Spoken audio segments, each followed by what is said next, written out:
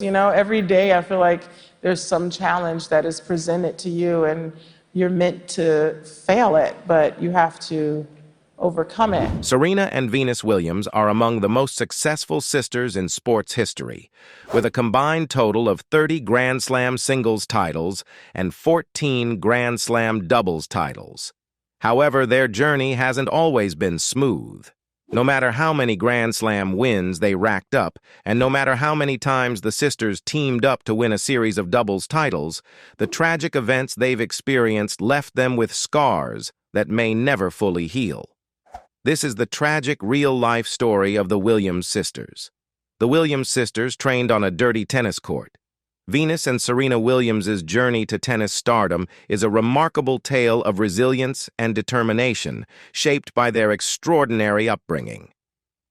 Their father, Richard Williams, was struck by the potential earnings of tennis stars and decided to learn the game himself by watching instructional videos.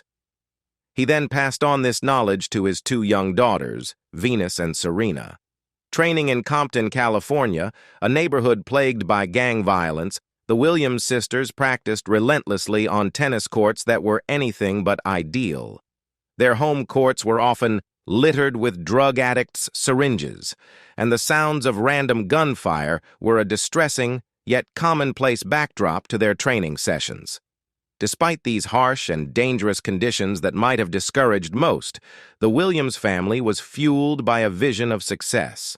Their dedication and relentless effort eventually led to extraordinary achievements. Richard Williams was honored with inductions into the American Tennis Association Hall of Fame and the Black Tennis Hall of Fame. Meanwhile, Venus and Serena have become tennis legends, dominating in both singles and doubles matches.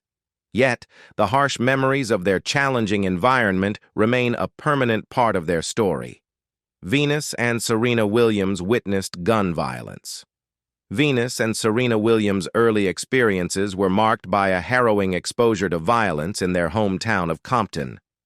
Growing up amidst rampant gunfire, the sisters encountered terrifying situations at a disturbingly young age.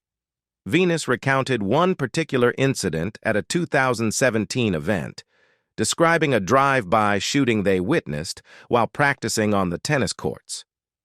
"I remember one afternoon there was a drive-by and we hit the ground. A guy got out of the sunroof and started shooting, and we went back to practice," Venus shared. At that time, Venus and Serena were too young to fully comprehend the gravity of what they had witnessed. They recounted the traumatic experience to their mother, whose distress was palpable.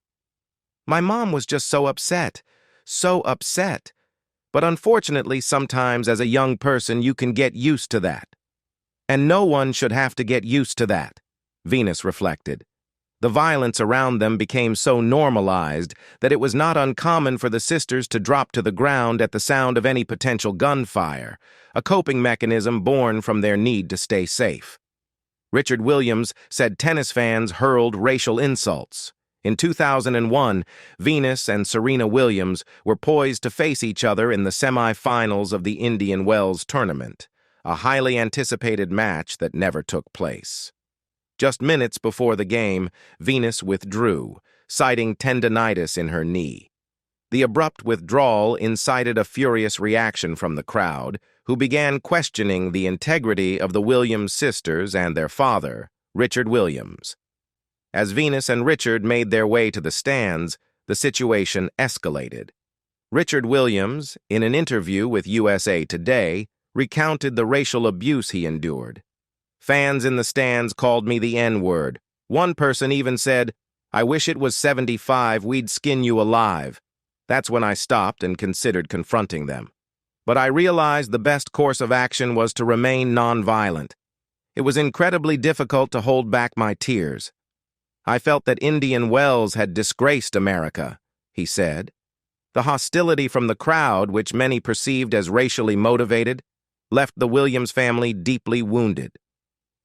Serena reflected on the ordeal in a 2015 Time magazine piece, noting how it haunted her family for years. "It haunted me for a long time. It haunted Venus and our family as well. But most of all, it angered and saddened my father," Serena wrote. Despite the painful memories associated with Indian Wells, where she had once spent hours crying in the locker room, Serena's decision to return to the tournament in 2015 marked a significant moment of resilience and strength. The Williams sisters endured racism in the sports world. Early in their careers, Venus and Serena Williams captivated the tennis world not only because of their remarkable skills, but also as young African-American pioneers in a predominantly white sport. Their meteoric rise quickly demonstrated that they had the talent to shatter records. In 2000, Venus made history by becoming the first African-American Wimbledon champion since the legendary Althea Gibson, who had won back-to-back titles in 1957 and 1958. However, their journey was marred by significant challenges, including pervasive racism. One of the most egregious incidents occurred outside the tennis arena. In September 2018, 3 amateur Australian football players from the Penguin Football Club participated in a deeply offensive display of racism. 2 of the players donned blackface to impersonate the Williams sisters, while a 3rd player used blackface to mimic Aliir Aliir, a Sudanese player for the Sydney Swans. The offensive photo was initially posted on Facebook, but was taken down after a storm of outrage, according to NITV. Despite its removal, the image was widely circulated and remains an indelible stain on the public record. The Penguin Football Club issued an apology through Australia's ABC News, expressing regret on behalf of the involved players.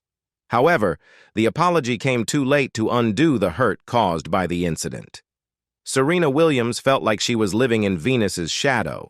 Some might argue that Serena Williams is the standout star of the Williams sisters. As of now, she holds the impressive position of number 15 in the WTA rankings, showcasing her exceptional talent on the tennis court. Meanwhile, Venus Williams is ranked number 40. Despite Serena's superior record, in their personal lives, Venus has always been the trailblazer, with Serena closely following her lead.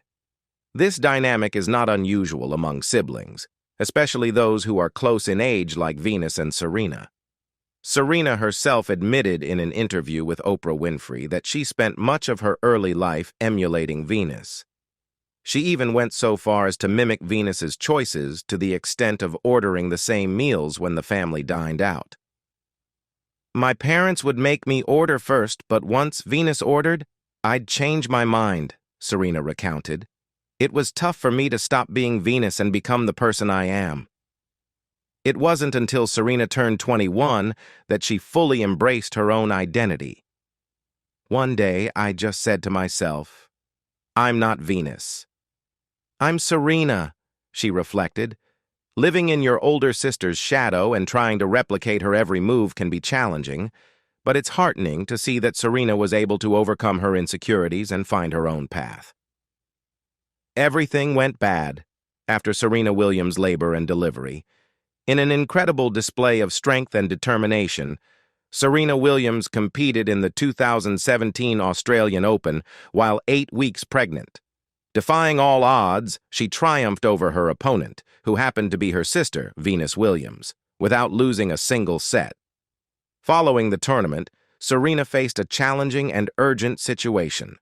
She delivered her daughter via an emergency C-section after a sudden drop in the baby's heart rate during contractions, according to Vogue. The surgery went smoothly, and Serena and her then-fiancé, Alexis Ohanian, welcomed their baby girl, Alexis Olympia Ohanian, Jr. However, Serena's recovery took a dramatic turn. Shortly after the birth, she experienced severe shortness of breath, which was later diagnosed as being caused by small blood clots in her lungs. Her C-section wound also began to unravel during a period of intense coughing, leading to another surgery that uncovered a large hematoma in her abdomen.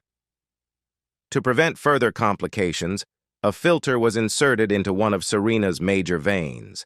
Eventually, Serena was able to return home, filled with relief and joy as she embarked on her new life as a mother. "I remember the first day she came and she slept with me. It was just the most amazing feeling ever, Serena shared with People magazine. Her family must have been deeply relieved and thrilled to have her and her newborn daughter finally safe and together at home. The Williams sisters' toughest opponent may be the double standard.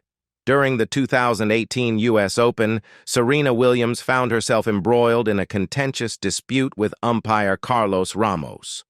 The conflict began when Ramos issued a violation, accusing Williams of receiving illegal coaching signals from her box.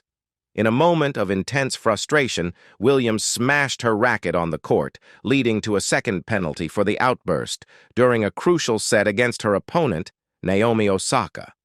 As her anger mounted, Williams called Ramos a thief, which resulted in an additional violation for verbal abuse. In a tearful confrontation, she argued that male players had engaged in far worse behavior without facing similar repercussions. The controversy was compounded by the perception that male players, such as Dominic Thiem, who had smashed his racket during the same tournament without penalty, or tennis legend John McEnroe, known for his temperamental outbursts, faced fewer consequences for similar behaviors. This disparity highlighted the challenges women face in expressing frustration compared to their male counterparts. Williams channeled her experience into advocacy, using it as a platform to address gender bias. In a powerful open letter published for International Women's Day in March 2019, she confronted the double standards faced by women. Women are often labeled as emotional, hysterical, or aggressive, while men who display the same behavior rarely face similar consequences, she wrote in Fortune.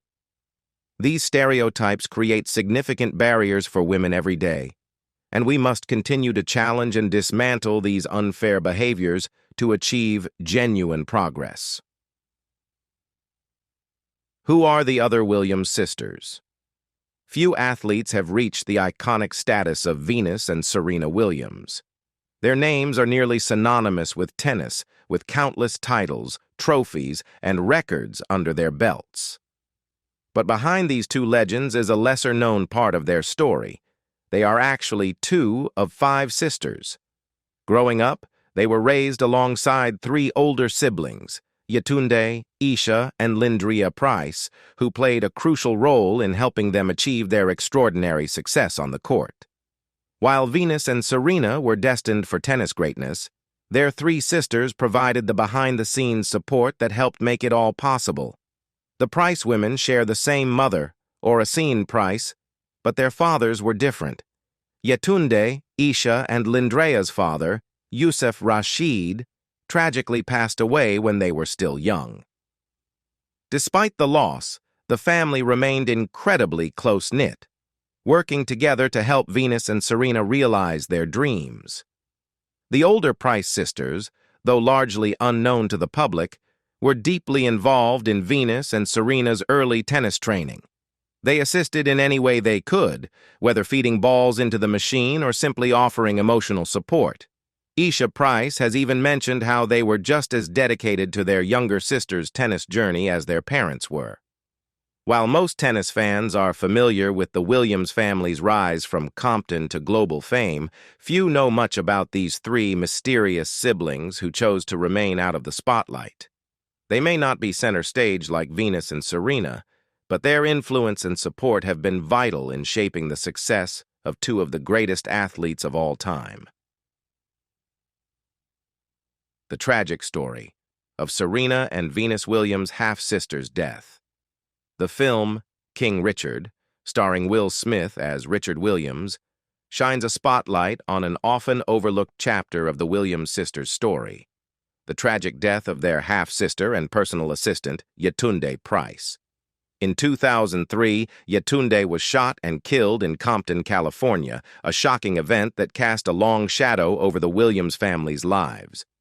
During a discussion about the film on Red Table Talk, Serena Williams opened up about the emotional impact of seeing her late sister portrayed on screen. "I think I cried the whole time," Serena confessed, her voice breaking. "Whenever she came on film, even still," she struggled to articulate her feelings.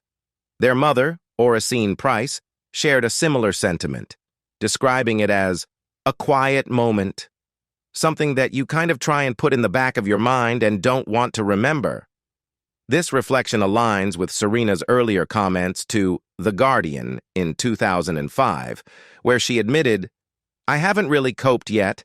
I'm trying to figure out how to cope with it. But not a day goes by when I don't think of it, and I try to make sure I talk to all of my sisters every single day." Yetunde Price's tragic death at the age of 31 was the result of a series of unfortunate events. So what led to Yetunde's tragic murder at 31, and how did it all unfold? Yetunde's boyfriend recalls the tragic shooting. Roland Wormley, who was dating Yetunde Price at the time of her tragic death, opened up about the heartbreaking events of that night in an exclusive interview with Page 6. The couple had met just 5 months prior when Price attended Wormley's birthday party through a mutual friend. Reflecting on that first encounter, Wormley recalled how he was drawn to Price, who was sitting off to the side while others danced. "I didn't know who she was, but I just wanted to make sure everyone was happy," he shared. They quickly hit it off. "We talked and danced the whole night and ended up going to my brother's after party. We spent the whole night together," Wormley recounted. Their connection blossomed into a relationship, although Wormley was careful to take things slowly, mindful of the fact that Price was a single mother of 3 children. "I told her, I don't want to hurt you and be in the kids' lives and end up breaking up," he explained. Despite her demanding life as a registered nurse, beauty salon owner, and personal assistant to her famous sisters Venus and Serena, Price found time for their budding romance. Wormley, on the other hand, was entangled in gang life, a fact he did not hide from Price. He was adamant, however, that he kept her completely separate from that world. "It was a totally different life with me and her," Wormley insisted. But tragically, on that fateful night, Price became an innocent victim of the very violence Wormley had tried to shield her from. Yetunde was in the wrong place at the wrong time. On September 14, 2003, Roland Wormley and Yetunde Price had planned to go out on a date, but Wormley admitted to Page 6 that he had forgotten. Price had been calling and calling him throughout the day, trying to get in touch. Wormley reassured her that they could spend time together the following day. Eventually, Price picked him up from a friend's house, but because she had been drinking, she asked Wormley to drive her car. Although he didn't have a valid driver's license, Wormley agreed and decided to stick to less trafficked side streets to avoid police detection. As they drove, Wormley noticed that Price had started crying, something that startled him. "It freaked me out," he said, recalling how he felt desperate to make things right with her. Their conversation was interrupted when, as they passed the tennis courts where Venus and Serena Williams used to practice, gunfire erupted. Someone started shooting at their car. Panicking, Wormley floored the gas pedal and sped through the next set of lights. "The back window is just shattered," he said, his voice cracking with emotion. "I pull over. I didn't see where she got shot, and now I'm freaking out. It was a lot." In a state of shock, Wormley drove straight to his mother's house, hoping to get help. His mother quickly called 911, but when authorities arrived, Wormley claimed that their focus was less on saving Price's life and more on arresting him. He alleged that the police left Price dying in the car while they prioritized detaining him. They didn't care about anybody who was black or coming to their rescue, especially when it was gun violence, he shared, his words heavy with grief and frustration. Despite his desperate attempts to save her, Price tragically lost her life that night, a heartbreaking loss for Wormley and the entire Williams family. Serena reacts to the release of Yetunde's murderer. In his interview with Page 6, Roland Wormley revealed the painful aftermath of Yetunde Price's tragic death. Held in jail for over a week, Wormley was forced to miss Price's funeral. He claimed that during his time in custody, authorities denied him the opportunity to call a lawyer or even his family, supposedly to prevent interference with their investigation. Reflecting on the events that unfolded, Wormley lamented, "All I did was get in the car and drive. I'm sorry I turned down the wrong street." Eventually, Wormley was exonerated of any wrongdoing. The man responsible for Price's death, Robert Maxfield, a former Crip gang member, was convicted and sentenced to 15 years in prison. However, in 2018, after serving 12 years, Maxfield was released on parole for good behavior. For Serena Williams, the news of his early release was especially difficult to accept. In an interview with Time, she expressed her frustration. "No matter what, my sister is not coming back for good behavior. It's unfair that she'll never have an opportunity to hug me." But also, the Bible talks about forgiveness. I'm not there yet. The pain of losing Yetunde continues to weigh heavily on the Williams family, particularly when Serena reflects on how much Yetunde's children meant to her. "It was hard because all I think about is her, Yetunde's kids, and what they meant to me, and how much I love them," Serena shared. Though Yetunde's life was tragically cut short, Venus and Serena are determined to honor their sister's memory in everything they do.